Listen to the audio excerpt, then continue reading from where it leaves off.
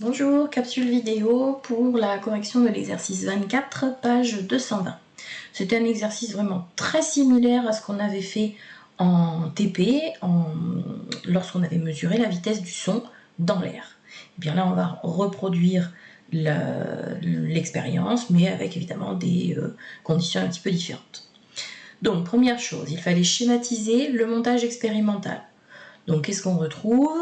L'émetteur qui est relié à son alimentation. Le récepteur, on nous disait bien qu'ils étaient placés face à face. Ça, c'était très important. Et puis, les deux sont reliés. Alors ici, il y a marqué oscilloscope. Nous, c'était un ordinateur. Ça a le même rôle. Et la distance D qui les sépare entre l'émetteur, le récepteur, on nous dit qu'elle vaut 85 cm.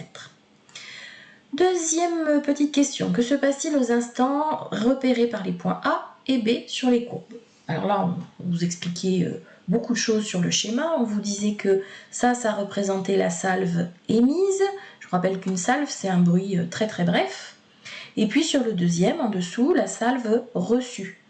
Je vous rappelle que ces deux dates ne sont pas confondues parce qu'il faut une certaine durée pour que l'onde sonore parte de l'émetteur et arrive au récepteur.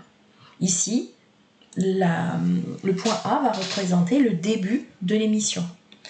Donc petit 1, petit B,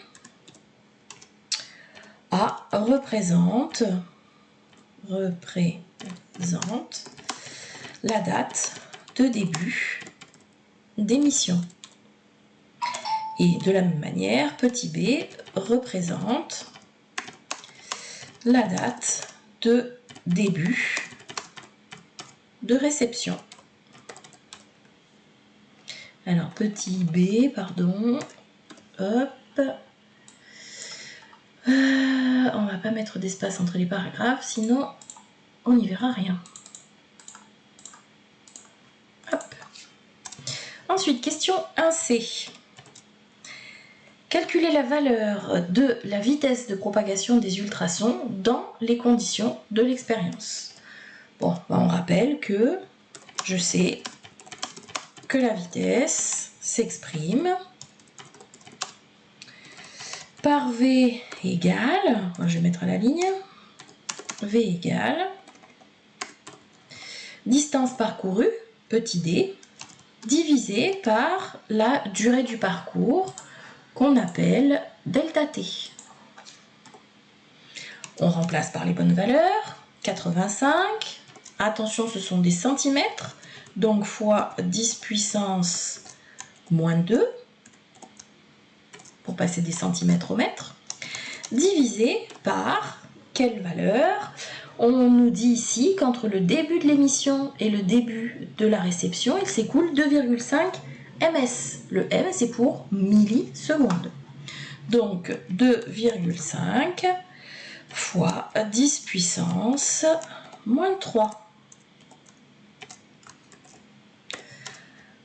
On fait le calcul sans se tromper. Je vais le faire de mon côté. Et on obtient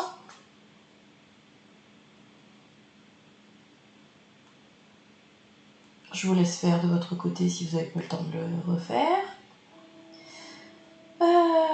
Divisé par 0,05.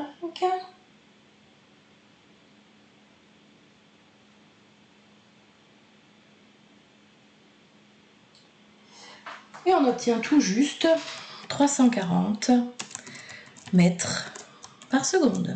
Ouh là là, c'est écrit comme il faut. Mètres seconde moins 1.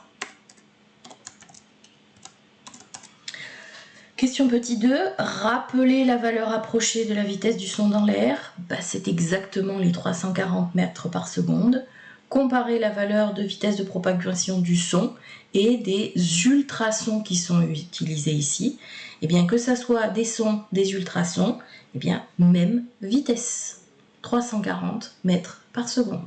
Peu importe que on utilise des fréquences audibles que des fréquences non audibles par l'oreille humaine. Voilà pour la correction de cet exercice.